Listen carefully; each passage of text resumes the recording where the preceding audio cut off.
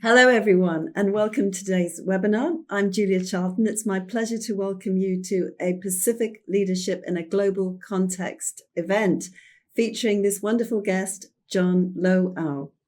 In an era where digital transformation and international trade are reshaping the Pacific region's economic landscape, we find ourselves at a crucial intersection of opportunity and challenge. The Pacific nations, particularly Samoa and New Zealand, are navigating complex digital transitions while maintaining their unique cultural identities amongst numerous groups and their economic sovereignty. So the significance of our discussion today is underscored by Samoa's recent hosting of the Commonwealth Heads of Government meeting, CHOGM, last year in 2024. It was a historic first for a Pacific Island nation. And this landmark event not only highlighted Samoa's growing influence in international affairs, but also underscored the Pacific region's increasing importance in global economic and political dialogues.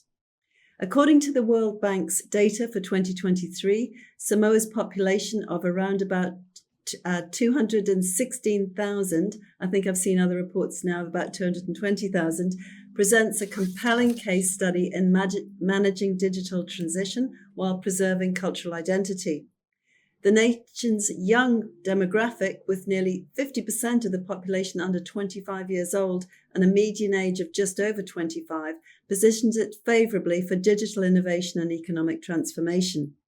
Samoa's rich cultural tapestry, where 96% of the population is Samoan, with English and Samoan serving as official languages, presents both opportunities and challenges in the global digital marketplace. This cultural foundation, combined with a high internet penetration rate of over 78%, creates unique possibilities for digital economic development. So we're honored to have with us today John Lo Au, chair of the National Party's Pacific branch in New Zealand, and his extensive experience and insights into both traditional Pacific values and modern challenges make him uniquely qualified to address these important topics. As a board executive of the New Zealand Trade and Investment Commission, co-founder of PolyX, and advisor to various organizations, including New Zealand May, John has been instrumental in creating sustainable opportunities across the Pacific region, and his perspective on leadership spans both cultural and commercial domains, offering valuable insights into how Pacific leadership principles can be effectively applied in today's global landscape. So during our session today, we'd like to explore several critical themes, such as how Pacific nations balance economic growth with digital inclusion, with New Zealand's advanced digital infrastructures and Samoa's emerging digital economy. Their experiences offer valuable lessons in regional cooperation and development.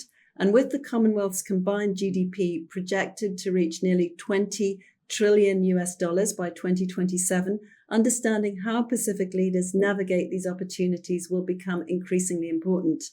So before I start, I'd like to acknowledge that today's discussion takes place across multiple time zones and cultures, reflecting the diverse nature of global leadership we aim to discuss. And the variety of perspectives is precisely what makes conversations like this really worth having. So let me introduce our great guest, John Lo Au, with his extensive experience in both Pacific and global contexts. And John, would you start off telling me perhaps a little bit about yourself and what you think are the major opportunities and challenges in both Samoa and New Zealand at the moment? Well, firstly, talofa lava to everyone, and warm Pacific greetings from here out to Aotearoa. So good afternoon, good evening, and good morning to wherever you are listening from and watching from. So really great opportunity to be here. And thank you, Julia, and the Commonwealth Chamber of Commerce for the opportunity. I think with the historic hosting of CHOGM in Samoa, and its proximity to Aotearoa here in New Zealand, I think some of the greatest opportunities for us, as you pointed out in some of the stats, are the youth. Our young people have the opportunity to really step into the next generation to really lead, economic development and growth from a real innovative standpoint. I think we're just at the precipice and at the tip of just things changing and being really innovative using tech. Part of it and part of the challenges will be some of us kind of just coming out of our comfort zone to help, allowing people to come into that space. But I really think with the the evident and the proliferation of technology everywhere and anywhere, and the opportunities that brings, and of course there are challenges in that space. The people who are going to drive that and drive some of the real critical thinking around that and the courage around that will be our young people. That's great. So how about a bit about you, John, before we start? Tell me a little bit about your own life story and what makes you so passionate about obviously doing so much work for the communities that you serve and represent. Yeah, so that's always a tough one for an Islander. Tell us who you are, and there's so many things involved in an introduction. But I will start off with where I was born. I was born in Samoa, in Efenga. I know some people are listening to the accent, thinking, "Oh gosh, where's that guy from?" He's probably from Texas. So I was born in Efenga in Samoa. That's where my mother is from. That's her village, and then also my dad is from Paliula. So I stand on the shoulders of and the work of the people who come from those particular places. I grew up in New Zealand until about 7 years old, and then afterwards, my parents made the journey off to the United States. So I grew up in Los Angeles and kind of continued on from there. I think the main common thing through my parents' journey and my own journey as a youngster is, Pacific people are voyagers. It's about the journey and traveling all sorts of places and really taking on the challenge that comes along with those journeys. And I think I've just kind of continued that on, especially returning back here to Aotearoa here in New Zealand. Since I've been here and also in the United States, I've been in the private practice for quite a while, and obviously in the public space as well, working with the Republicans in California during my time there, and the LA City Council during my time in Los Angeles, and going into the private sector, working in security, owning my own firms, launching my own military and law enforcement schools in that space, working with young people. And then, of course, coming here to New Zealand and working in the private sector in this space. So recently, I was on the New Zealand Samoa Trade Investment Commission, and currently I am a campus manager for a PT, a private tertiary provider, here in Aotearoa, New Zealand. It's called NZMA, and then, of course, leading Pacific Economic Development New Zealand and a few other entities as well. So I think at the end of the day, Samoans like to be busy. Pacific people like to be busy. I think what drives me is really working towards choices. We all have choices in our lives. Some of them are great, some of them are not so great, and some of them are a bit further away than we want them to. So a lot of the work that I do is just ensuring that our choices improve and become better over time. Thanks, thank you. So just to give everybody a real sense of what Samoa is and what life is like there, could you describe what everyday life is like in Samoa and how it might differ from, say, everyday life in Los Angeles or Auckland? Yes. Yeah, definitely. I would say, one of the more striking things you find in Samoa is very relaxed, right? So it's obviously a tropical island, and everyone has ideas of what that looks like. So it's very much that you see, the palm trees and the beaches and things, and the very relaxed people just waving at you, going about your day. Unlike other tourist destinations, Samoa's very relaxed when it comes to that. So it's not kind of in your face when you first arrive. I guess an everyday situation going on in Samoa from anyone who's growing up there in Samoa, there's two parts to it. There's the village life, where you got to get up early in the morning. There are chores that you need to do, prayers and just getting things sorted before you get yourselves ready to head off to school. Then there's obviously the schooling that needs to take place, where you've got to, we're all learning how to speak Samoan and English. And so, numeracy and literacy is a massive thing. And then after that's done, you finish all that, then you head back home, and then there are more chores to do. And those chores are really just around the culture that really defines our space in our life. Because Samoa, you can live really well without a want or a need for things, right? Because we own our own land. We have our homes. We don't pay for rent. We don't pay those things. So the normal things that we would normally associate with, I guess, standard living, rates and those things are not things that really exist there. So those are worries that people are not worried about in Samoa. If you're hungry, you can pick something off of the tree. And if you don't have anything around you like, you probably pop over to the next village, and the family connections and the relationships kick in at that point. They kind of go, "Oh, it's Julia. Who is she? Oh, she's so-and-so's son, and so-and-so's daughter, and this and that, da-da-da. And Julia's hungry, so let's feed Julia." So that hospitality is a real key part of our social fabric that's there. So that's very different from maybe growing up in a place like Auckland or Los Angeles or any other major hub, where it's pretty much a rat race. We got to go. And to a small extent, up here has some of that. that goes on there, but it's on a very, very small scale. So, Los Angeles and Oakland, for instance, it took me 2 hours to get to the office. That those are first world problems where, in Samoa, you just kind of go, well, okay, you get to the office when you might be late, but that's okay. Eventually you just kind of get to the work and get it done while you're there. So yes, very different. yeah. So tell me about the diet and agriculture, because presumably there's fish and there's all sorts of crops and. Yeah, definitely. So just most families and most villages have plantations. So you're growing bananas, you're growing copra, your breadfruits and those things that are natural to our space, coconut and mangoes and all of those things. So that's growing either in your yard or it's growing in your plantation in taro. And then of course if you need meat, you've got chickens running around, and then you also got fish. So in Dad's village in Whanakula, they're all fishermen. And so, deep diving and going after everything that's in the ocean, is right at their back door. Where if I wanted fish, I would probably have to go and pay, a significant amount of money to get some fish here, or even just to get fish and chips here. So, you can do those things. You can work for those things to get to those things, or you can take the shortcut and head into Apia, and you obviously have to pay the normal costs it would take to order your fish and chips. So what are the main exports? Are they agricultural crops, or what is the trade mainly? So I think the biggest export for Samoa is, I would probably say, our people. Because the nation itself is less than 300,000 people live on the islands in total, and and many of us are probably insignificant populations of ever similar to the island are based abroad. And so, and in turn, what's happening is that we end up sending money home. The diaspora end up sending money home, so that way we can pay for, all the other modern amenities that go on in that life. So, when we look at exports, for me, I think the largest export we have is people. Right, but that in a way is a drain on Samoa as well, isn't it? So if we look at what's the next export after that? The export after that, we've got taro. That's a massive one.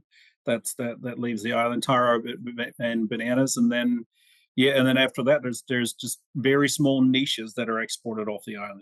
Mangoes at smaller quantities, and cocoa at smaller quantities, and those things. So people will probably be its main driver.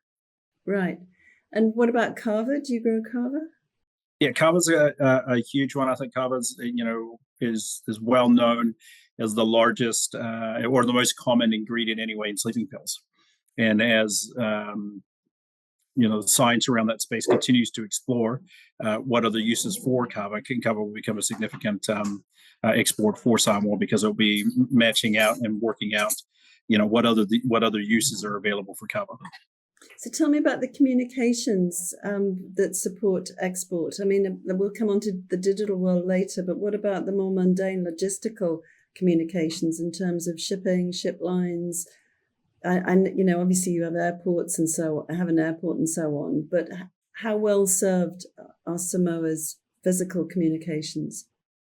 Yeah, so to get things on and off the island, it has to be reliant on shipping companies and freight, and because that's not within their control, they're really kind of held to the costings of what that looks like. So that's probably the main way to get things on and off the island. So it was really interesting in that from ICT infrastructure, that they're growing that as much as possible. And so many people are walking around with cell phones now and be connected, to the rest of the world, through cell phones and mobile devices and those things. And that will change and have a massive impact on retailers who are trying to, jump into the e-commerce. Yes. Yes. And has that happened to any great extent? I think it's slowly getting there. There's some compliance areas that Samoa has to, from a legislative end, work through as they work through all those things to meet, KYC, AML, and all of those things. So as they continue to work through that, I think they'll see that there's larger potential to getting some of the more niche products that they have out to markets, especially if you're sending it out to the diaspora. So you look at New Zealand, there's probably about 300,000 of us here. You look at Australia, there's about probably just as many there. You look at other parts of the world where 60, 70,000 people. So you kind of look at there's probably about a million people who identify and or are connected to Samoa who would love to get a hold of these products. But at the moment, the way to get them and buy them and purchase them is through maybe a specialty shop that has to freight things in, and that's a bit different. Where we're so used to the world of Temu and and Amazon and Alibaba, where you just click and collect, and it eventually shows up in the next 48 hours. So that's where I see from a the impact of the ICT and communication space that Samoa will be able to grow that space. Right. And obviously Samoa is quite well served with a common law legal system, which does, and the court system works quite well, as I understand it. Can you tell me more about how Samoa's legal system and its institutions work? Yeah, so, when Samoa obviously was held in place by many of the European powers. And so many of the things that came along with that, especially moving towards independence, was formulating our legal system. So we have a Westminster style system, parliamentary system. And so that's actually worked really, really well.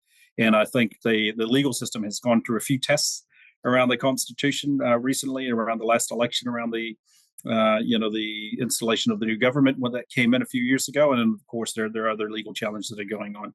But aside from that, we have our own a separate court that handles things like lands and titles. And so very much like the Europeans who have, titles are issued to people, dukes and dukedoms and lands and those things. It's the same thing in Samoa, where we have something very similar. We have matais, who those are chiefly titles. They kind of come with, villages and lands and those things. And sometimes there are disputes around what someone interprets, what grandma said I'm allowed to have. Yeah. And so it's integrating those kind of things where you look at it and go, well, the word of my father was X. You're just going, okay, do you have any proof? The modern world says you have to have that written down somewhere. Is it written down somewhere, or do you have enough witnesses that can then testify that and get it certified and then present that to the court? So, but for the most part, Samoa was actually quite a stable place, especially from a judicial system. So we always know when we get the phone call saying, hey, we're going to court around these things, we're like, oh, yeah, cool. Yeah. What do you need from us? Hire the attorneys, get them going, submit evidentiary reports and subpoenas and those things, and signing affidavits. So it's a well-oiled, system. And I think with the recent things going on in government, it's allowed the legal system to really kind of dust off a few things and test some of those areas out as well. Right. Why do you think Samoa has, Samoa clearly has an offshore financial services industry to some extent. Why do you think it hasn't grown to the extent of, say, some of the Caribbean jurisdictions like Cayman and BVI and Bermuda, perhaps? Yeah, I'm not sure if there's any specifics as to that would lead us to that. I do know, the Panama Papers had come out, some years ago, and and there's some indications that that Samoa could possibly be a tax haven and those things. And I just think as Samoa continues to grow, globally around finances and connecting so that people can use their financial systems and interact with them, that they'll go through the legislative requirements to make those compliance areas. And so I just think that things move a bit slower on the island. Lots of people to consult, lots of conversations to have around that, and eventually we'll get there from a modern sense. My personal view around revenue and around currency is that it is a tool that is still very new to us as a people, and so I think I think that's why things move a bit slower, because how we use currency today is that we put a monetary value and say that TV is worth $20,000 or that particular land is worth $100,000, where value for us is measured differently. And so I also think that currency as a tool for us is very different, and our interaction with it is very different. And that may also kind of slow down how we kind of move things together to become compliant so that we can continue to grow and interact with the global world. Right. Samoa is clearly heavily engaged with the Commonwealth, which is great. Do you think the Commonwealth interaction could bring more benefits? Is there anything more that could be done, or what would actually support Samoa's own organic growth? Yeah, I think some of the organic growth things are I think well underway. I just, in my view, and in the last few years that when I have been watching things from the trade and investment space, is that quite often when announcements are made around funding or around money committed to a particular project, they seem to be quite incidental. that they're confined to a particular space, and then nothing happens after that. And we know that, for instance, if you're going to be installing solar panels, to so that it, from a clean energy standpoint and those kind of things to generate power to go into the electric grid, it's one thing to announce that we're gonna, commit to giving Samoa $20 million for solar panels. It's another thing. It's another thing to try to figure out where does Samoa come up with the money then to maintain the maintenance of these things for the next 50 years. And so I think quite often when the Commonwealth are looking at projects, I think they're well-meaning and say, hey, look, this is something that we can fix. But however, many of the things that we want to fix or support from an infrastructure standpoint, sometimes there isn't the longer term thinking around that. And of course, when we're not thinking longer term around that, we're not thinking about committing the resources to that as well. So I think I think on display during CHOGM that many of the discussions were finally like, oh, that makes sense. We funded X activity, and we can see that it's actually degraded. We should have thought about the funding aspect that need to come along, because with that comes along training and support and growing skills in those things. And so when you're looking at those things, so when I was at CHOGM, I just thought, I'll have these conversations with a lot of these funding partners to point out some of these things and ask them, what do you think happened here? And many of them are going, right, we're funding these things and not really thinking longer term from a maintenance standpoint. Yes. So do you think there's more that could be done to really support education and training to encourage the growth of organic trade industry and so on with services within Samoa, perhaps, rather than giving aid? Yeah, well, you look at Samoa has the fiber cable that's on its shores. And one of my questions I asked at CHOGM is, what are we doing with this fiber cable? Like, how widely are we making this accessible to the rest of the island, but more particularly around the private sector? Do we have call centers being able to set up, here in Samoa?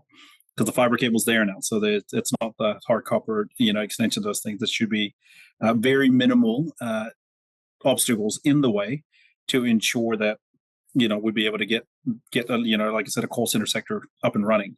So because New Zealand, we're 3 hours away. And, it's kind of going, well, many Samoans are educated in New Zealand and then are bonded back through scholarship back to the island. And so when you have these skills and you can't use them, then what do you do with them?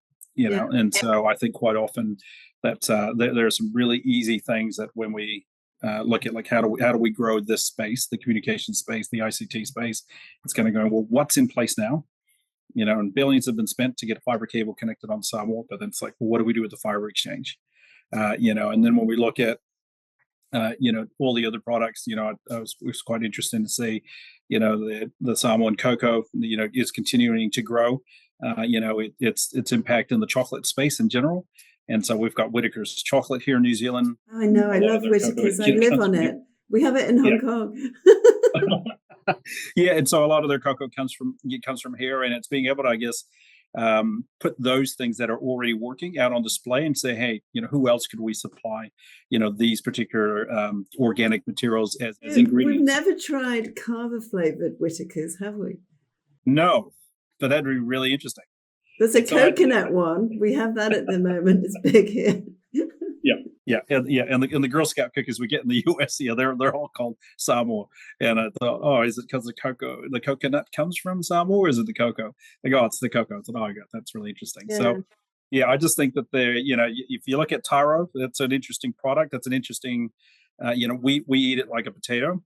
Yes. In our diets. Where if you look at Korea, there's a global shortage of taro, but if you look at a place like Korea and other Asian countries, for them, that's an ingredient they use for dessert. And so it's really kind of going, actually, where else can the Commonwealth source some of these products, and should they look at places like Samoa and say, hey, look, why don't we increase exports of your taro to these other members of the Commonwealth? So from Malaysia to India and all these other places that use them as desserts. And they're products that primarily grow better in our islands versus growing in other places. So there's quite a bit to do. So there is a university in Samoa, right? Can you tell me more about that? I don't know much about. I mean, I do know a couple of chancellors and professors that are there. So I don't have much to do in terms of the national university and in that space. But I do find it interesting that they have a lot of partnerships with Auckland University and other universities here in New Zealand and Australia, which really allows them to really not only connect and be challenged and to gain those degrees, but also many of them who finish at NUS or as part of their academic study at NUS are able to, be on scholarship and travel to places like, Australia and New Zealand to continue their studies, and just gives them a wider view on their particular sector that they're training in. Do you think a business school, and maybe in conjunction with another business school in Samoa, might be something that could be an adjunct to the university? Yeah, I think that would be a great way to offer new opportunities to. I was thinking about entrepreneurship. I know you can't really teach entrepreneurship, but even talking about it puts it in the conversation. Yeah, we Antica and others were. And it's probably very common in many other places. But you look at, they go to the local farmers market. You just go down to Fungale Market, and you just see all of those business owners. And I remember giving a tour to quite a number of the different delegations. And I said, "Wow, look at this market." I said, every single stall is a business. Genuine farmers market. Yeah. Yeah, exactly. Every single one of these stalls is a business, and I found it really interesting spending time listening to them. Go to the pitch. Talking about the product, watching them trying to close and those things, and everyone has a different style. And I couldn't help but think that some people were really great at it, but a lot of them would benefit from actual some actual training or an actual formalized program where they can, if they think, I want to start a business and I want to sell my produce here at the farmers market, or I want to sell my clothing here and then expand and go global into other markets. Where would I learn that from? So I think a business school would be fantastic there. Yeah. And tell me, are you aware at all, if we move on more onto the digital economy? I mean, there has been talk, but there was a sort of launch event in Hong Kong at one point for a crypto exchange in Samoa. And what's the history of crypto and virtual assets? Do you know about that? I don't know if there's much. I think that just there was an announcement, and then it just kind of happened, and that's just been kind of in a holding pattern, right? And so, and that's kind of my example of again about things being announced and just kind of there's not much thought put through it, and as we look at what's happening in the United States, Donald Trump has just announced that they're going to actually have the first currency exchange, a reserve bank of sort to regulate digital currency, and so you kind of look at it and think, oh, okay, so where else should we be doing? So I think that's a really interesting opportunity for someone to really think about those things, because we are interacting with the world on such a faster pace now, and we don't want them to be left behind. So being able to exchange things and in crypto, Bitcoin, and whatever those things are, I think would be a really interesting development to watch over time. Right. Do you think that the institutions and the regulation is sort of equipped to regulate crypto? I mean, I'm not wishing to strangle anything with regulation, but rather it's tended to do well where it's grown out of fairly good traditional regulation, because you can't go to the other extreme and have none at all. Yes. Yeah, definitely. I mean, I guess anytime you're introducing things like this, you definitely want to make sure that they're not only good regulations but protections in place. For those running, that particular service, but also for those customers who are interacting in that space. So, and I think Samoa will take a cautious approach as they look at to make sure that is that the right thing for them to do, considering the amount of money that is at home through remittance. That the last thing they want to do is to squander that. So I'm quite confident that when the government gets around to looking at that they'll be able to really step by step walk through that with all their other global partners. Yeah, I mean, it would be a priority. I would have thought, given the location and the opportunity it might bring. Yes. Yeah. Yes. So tell me, what else you think is important at the moment in Samoa? What other challenges? Well, if you had to rank one thing, what would be your top thing you'd want to sort out immediately? I think that one of the easiest things to sort out, problem is, and they're working through that at the moment, is the roads, being able to access the country. It's a great country to drive around and to just see so much. And I think just getting your roads sorted really quickly would help not only provide good access to everyone, but be able to connect the place.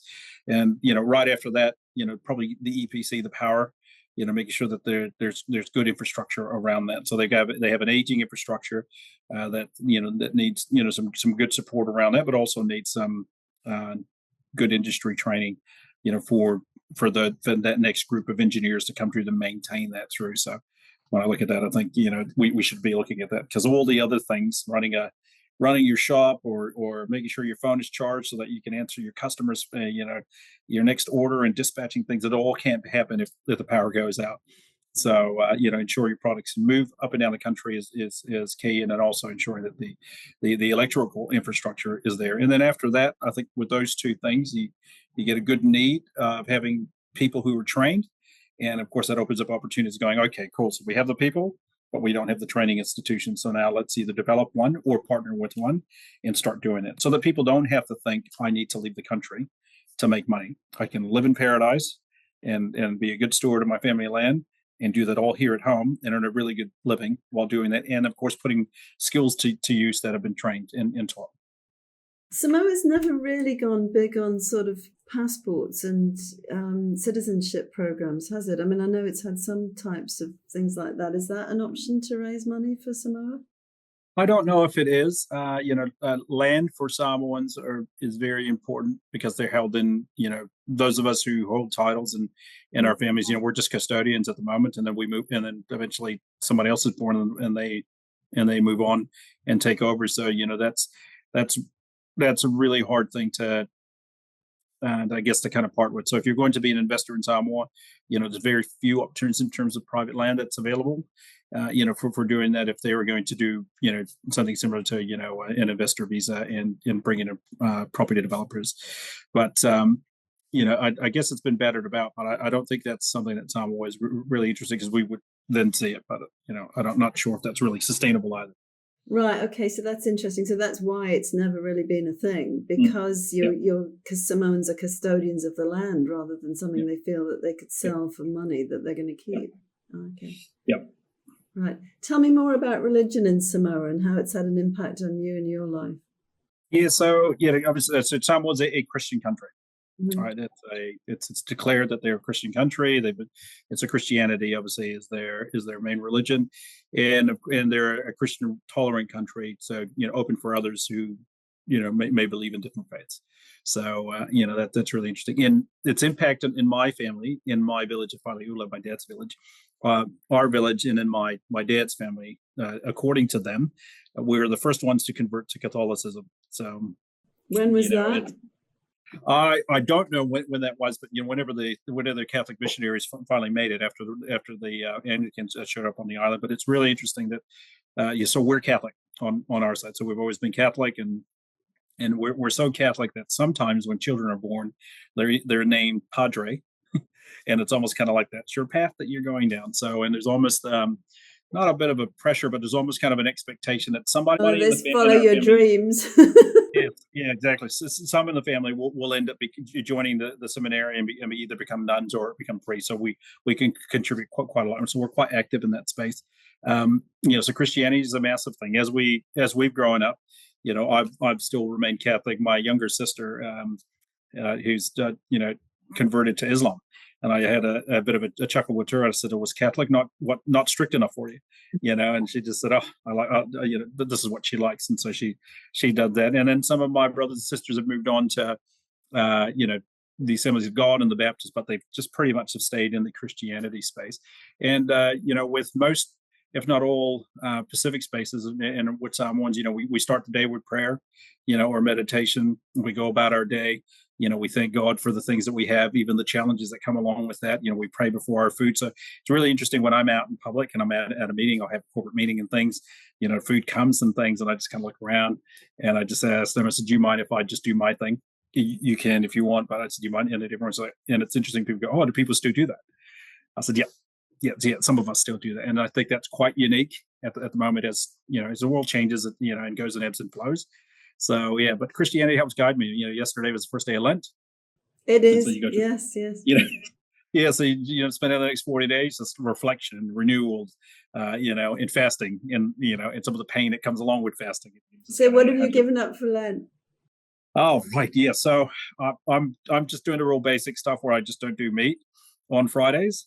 But what I have mainly given up around Lent is the saying no to people who ask for help. And so when people are saying, "Can you help me with this?" Quite often, I'm really busy and all these other things, and I usually tell people like, "I can't help you at the moment because I'm doing 20 other different things," and so I'm just spending time just trying to say, "Yes, I can help you. Let me figure that out," and just working through that. So that's been interesting. It's only happened once today, where someone's You come know in what where I I think just wanted to say no. you know what you're going to give up next year? You're going to give up saying yes and say you're going to say no, because you'll discover you end up doing more when you say. Right. Yeah. But religion is a massive part, massive part of our day. And then when I have challenges, and I just kind of need some solitude. And I tell people like that's why I'm Catholic. I like the quietness and the simplicity of things. Is that I just kind of sit and reflect, and see where I go, because it's not as worse as the guy who got it on the cross. That's how I look at it. It can't be any worse than that. Yeah. So just put things in perspective and figure it out from there. Yes. I did hear at Chogham that there were some prayers at various points. Yeah. So tell me about your time in LA, because you worked in some pretty interesting places, I gather, right? Yeah, definitely. So it was quite rare to find anyone from my background as a Republican, but I joined the Republican Party very early on. I think I was like 10 when I joined the young Republicans at that time. And coming from New Zealand, and just to give you a picture here, in New Zealand when we left in the 80s, we had 3 channels. Channel 3 just came on board. And Goodnight Kiwi would come on at about 9:30, 10 o'clock, and then that's it. Like there's no television, right? And then of course 6 o'clock music's on, and then 7 o'clock, whatever. So, we walked to school and all those things, and everyone was connected in New Zealand, even celebrities. If someone said, "Oh, look, that guy on TV is my uncle," you kind of would go, "Oh yeah, because you're Marty," and you were able to connect those things. We arrived in Los Angeles. And first of all, everyone spoke a different language. Everyone's speaking Spanish, which was just really, really strange to me. And so I couldn't really wrap my head around this weird English that people were speaking. It just didn't make sense to because everyone spoke Spanish. The Hispanic kids spoke Spanish, but so did the Korean guys, the Chinese guys, the Indian. Like it just was really strange. So I thought, surely this must be an English language that we weren't exposed to. And then the other exciting thing that we found was, that at the time, I think there was like 52 channels on television, where we had 3, and then there was Cartoon Network, and that was on all the time. So it was quite a culture shock, and then we were in South Central Los Angeles, so that was about 99% black, and and the Los Angeles was just coming out of its crack epidemic at the time, and here we are showing up from New Zealand completely, naive and no clue what was going on, socially and economically in that particular area, the challenges. And we were just, happy go getter, like, oh, let's go do some stuff. So, and then we had a funny accent. So everyone's just kind of going, who's this weird kid that sounds like a leprechaun talking to us? And so, yeah, it was really interesting. So I felt like really quickly I needed to become an American. And at that time, in the US, we were still doing things like singing patriotic songs in the morning, doing the Pledge of Allegiance, the Americanism that they were putting through the curriculum at the time. And so for me, I just thought if I wanted to hang out with friends, I needed to become an American very quickly.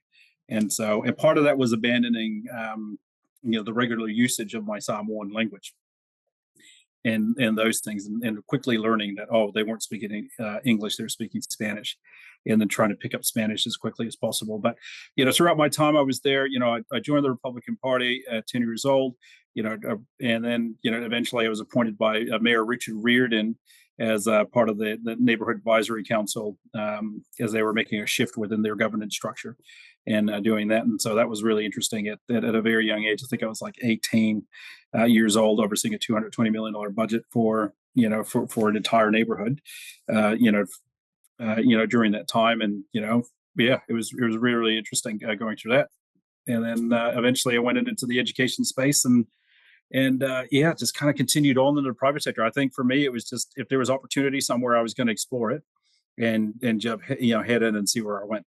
Yeah. So, I mean, it's wonderful. You sort of see things from multiple perspectives, having had all of that experience, I think. Yeah. Yep. So Yep. tell me, with all your knowledge of the Republican Party, do you think California will always remain Democrat given the demographic shifts, or what do you think about that? I think it will continue to have a strong Democratic Party presence.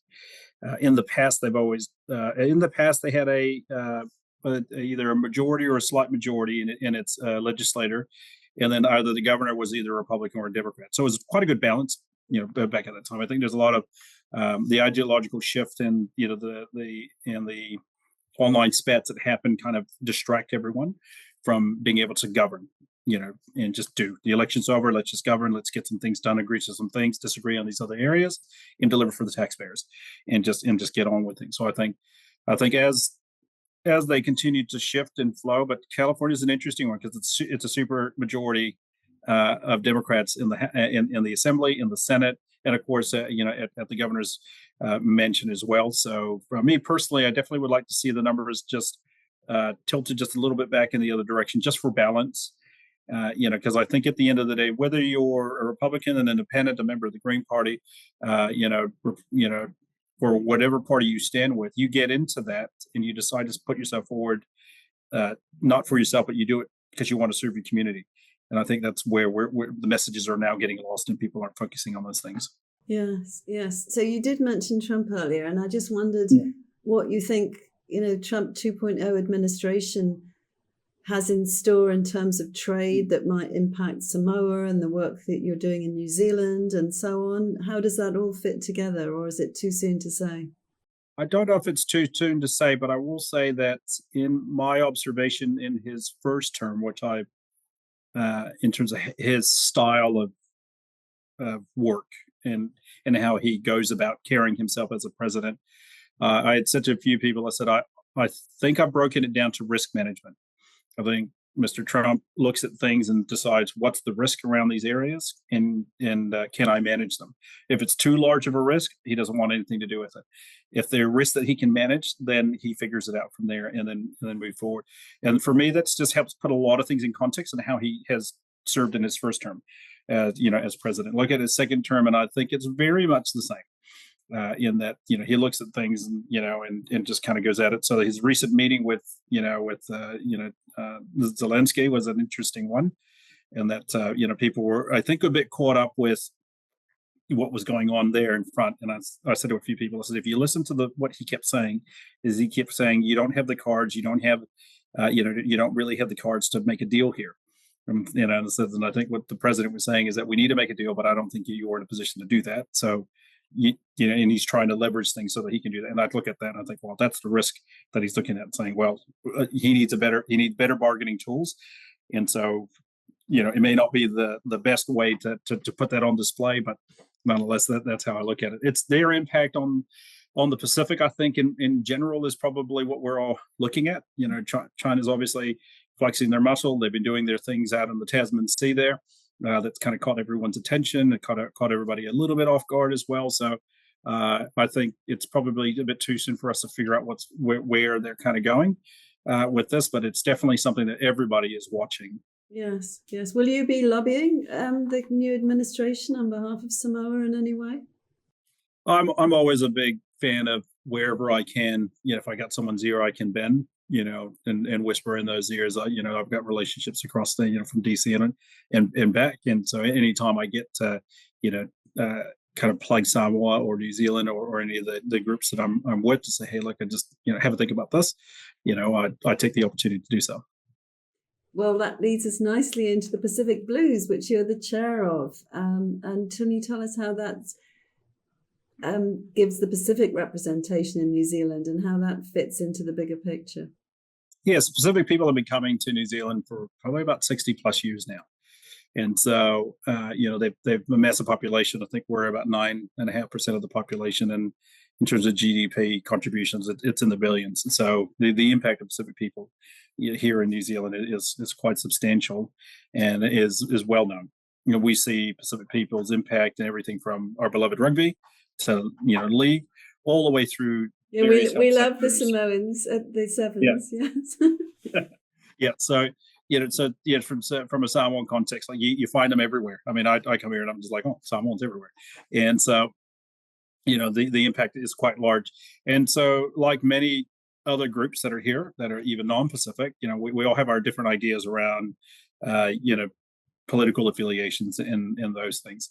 And so, for us, who are members of the National Party and part of the Pacific Blues, what ties us together, because sometimes we don't agree on many things, but we do agree that the values of the party is what drives us together and brings us together to allow us to be that, kind of that chorus of different voices in the same church. So that way we can provide different feedback and, around the impact of some of the legislation that we're getting from, the coalition government, or even legislation or policy that we want to propose. So yeah, it's an interesting role, and it's lots of fun. So your messaging is very bipartisan and pro Samoa or pro islands, it seems to me. Well, we're the diaspora. I think you can't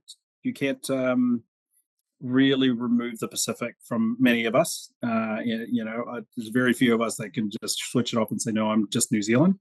So it's really difficult to remove yourself from your connection to. And why should you? It's a great strength, your heritage, right?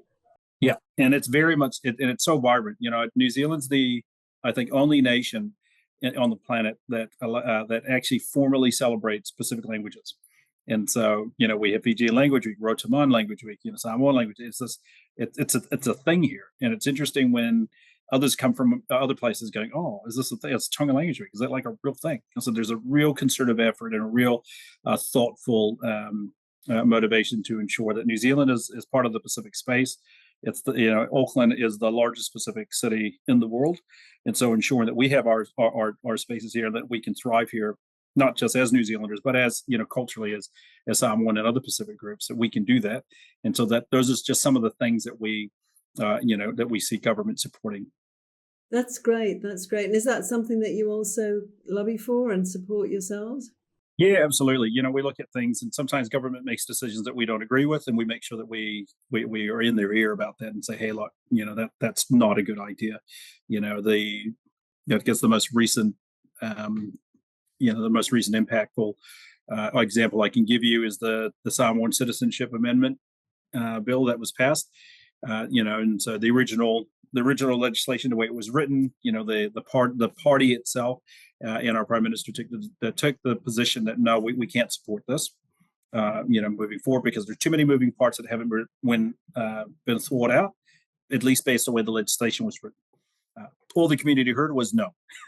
And so, of course, people came to me and many of other members of the Pacific Blues to say, hey, what's happening here? This is a no-brainer. It should be done. And so being able to hear what our leadership is telling us is like, no, based on this, and being able to communicate that to them, as well as being able to hear our community say, we hear what you're saying. So this is the reason why the original no is in place, but it's not no forever. It's how do we now bridge the gap between these two and making sure that we can get to a yes. And so that's been, weeks and weeks of conversations with, our MPs and our caucus, and answering those questions, just being available so that they can understand, what the impact of the original legislation was, the impact of our no, and how do we move forward from that. And so that's for me, was with all the emotion going on, everything, I just said, like, we need to provide solutions to our select committee so that they can go back to caucus and say, what do we think about these changes? And, we were quite fortunate. While we were at CHOGM, that announcement was being made. Yes, yes. So can you just tell everybody, perhaps who's watching this, exactly where we're at now on this and what happened? Yeah, so the legislation was appealed, and the original victims impacted by that legislation who had citizenship removed, say they have the ability now to have their citizenship reinstated. And that was quite emotional, because I was in Samoa when it happened, and I was just getting a message from my MP saying, hey, I think you should watch this live. And I just, I was just thinking to myself, like, okay, I need to make sure the internet connection is great, and let's see what happens. And so it was really, really great to see that was happening. So yeah, it was really emotional. I think I was there, and a few others were there, and we were just sitting there kind of going, whoa, this is history in the making. It is, and it's a hugely emotional thing. This sort of thing about cultural identity and civilizational identity and so on. Yeah. And I think about nearly 1,000 people have already applied and had their citizenship, reinstated, and there'll be others coming. So the system works. So. That's good. Yeah, huge. Great. So that's one of your big achievements. Yeah, it's a massive one. And, I look at that and just think, wow, okay, what's next? And so there's Exactly. many, That's what I yeah, want to ask you. What's next? I think, continue to be the voice, as a group to continue to be a voice within the National Party and the coalition government itself. I mean, there are other leaders that are in that space, and also, I guess, connecting with our community, and bringing other people along for the journey as well, allowing space for people to come along with that journey. And I tell people all the time, we don't always all agree, but we're all definitely walking the same path. So come and join me, and let's have a chat on the way through. But are there any And specific objectives you have, apart from that quite general statement? yeah, I think, well, for I think if we look at Pacific people in New Zealand, things that are concerning to us specifically, pretty much the same things everybody else is. We got to get inflation, under control. We just have to make sure education is where is at for our Pacific people, ensuring our Pacific languages continue to thrive. I think in a wider Pacific context, I think it's just ensuring that New Zealand continues to be present in the Pacific, and then also do what it can do to ensure that we're driving our nations in the Pacific to be able to stand on their own and be resilient. So many different challenges, somewhat different challenges to places like Tuvalu and Kiribati. And so ensuring that whatever we can do, we need to be prepared and really map that out so that we're not caught off guard. And do you think that the sort of cultural similarities of legal systems and so on of, Commonwealth countries assists in that? And is there anything more that we could be doing to leverage off that? Yeah, I definitely think, because of many, if not all of our Commonwealth nations are all, pretty much parliamentary style government and system. I think that just makes things just a bit easier in terms of when negotiations are happening, discussions are happening around access to aid or grants and or funding, that when they are having those conversations, that it's a bit easier for them to really understand, here's the mechanisms and the wheels that we need to turn in order to get from this point to this particular point. And I think it's really just also getting the larger nations, that's part of the Commonwealth, that for them to kind of understand that some of the more complex areas of our system are not applicable to the Pacific, because it's actually a lot more simpler. And so we're making things more difficult, around that space, and really just having those real frank conversations. Yes, things like regulation and so on could be is a massive burden, isn't it? It's huge. It weighs you down so you can't even get the aircraft off the runway, sort of thing. Yeah, well, one of the examples that I see quite often, that I hear very often around groups who are looking to access funding, is that they're told, well, this is the project we have, and let's say it's a $2 million project, and they've gone to speak to various Commonwealth nations and or various funds that are set up to help drive activity like that, and then their answer is told, well, the project is too small, that needs to be a $50 million project, and they're going, well, our capacity is X, and you're asking us to scale up. Now we don't. And there's challenges around scaling up, because people, resources, training, all those things. So now the project goes nowhere, and so you get money just sitting there doing nothing. Yeah. Or or there's a compliance level around reporting. The people that can't do that, most of them work for government. There's not many of them available to the public, but there is access to people like myself and others who are diaspora, who have dual citizenship, who are able to do that for them. Well, in order to bridge us into that space, we have to now domicile and live in, I have to pick up and live myself, in Samoa, where that's not practical, but I can come in and fly in and fly out. But again, that's the larger donor countries say, well, or we haven't allowed for that. So that's exactly our point. Yeah, that's interesting, isn't it? Because you hear a lot about microfinance, and this isn't exactly micro, but it's sort of micro in sort of asset management terms. So it's really what you need is sort of micro asset management and funding, which would recognize this type of project, right? And look at the scalability of much smaller projects. Yeah, exactly. So there's a lot of well-intentioned things that when the Commonwealth gets together to say, hey, this is what we want to do, and we're going to announce $100 million for this project over here, and so now everyone can kind of throw their hat in the ring, and then quite often what happens is that you go and check with these groups a bit later and go, well, $100 million was what was put out. How much did we give away? We're going to give away $2 million. What happened? Projects are too small, or they didn't have capability, they didn't have a skill set. It's kind of going, well, Okay, how do they do that? Oh, they must already be in that position. Thinking, okay, well, that's not going to work now. Do you think there should be a development bank, perhaps focused on Australasia and the Pacific? That would probably be a really interesting question to definitely kind of explore, to figure out. Sorry, my dog's barking. I love dogs. Don't worry. Everyone So, loves dogs. Yeah.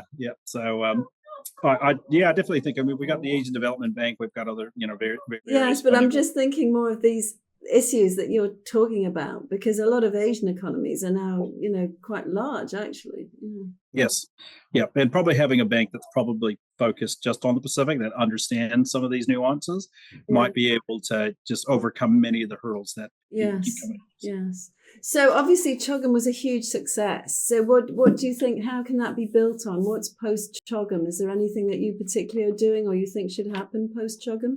It's just those relationships. I just encourage those who went to CHOGM and met somebody and met somebody on the ground in Samoa and thought that there's an opportunity there to connect and do some things. It's hopefully those relationships are not only continuing, but are being nurtured so that they can identify and align, whatever it is that they're looking at doing. And so that was one of my main questions when I was meeting people, when they said, "Oh, I met this person from this village." I said, "Great. Well, what are you planning on doing?" "We're going to connect and we're going to do these things." And I said, "Okay, cool. Make sure you do.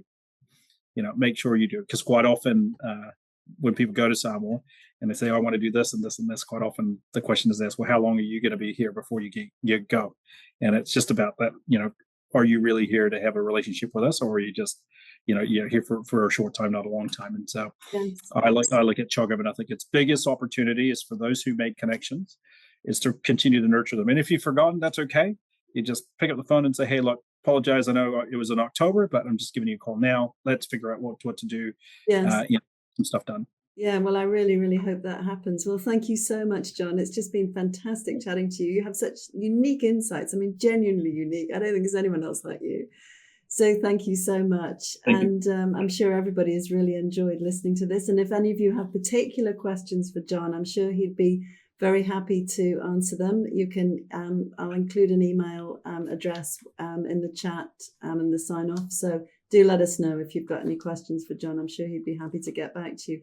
And John, are there any final messages you would like to pass on to everybody? Yeah, just thank you very much to everybody for tuning in. Thank you, Julia, for having me. And thank you all for being here. And just remember, just reach out and connect and stay connected. Thank you. Thank you so much. And so it only remains to me to thank everybody for joining us today. It's wonderful that you've been with us. So thanks, John, and thank you, everybody. Bye. Thanks. Bye.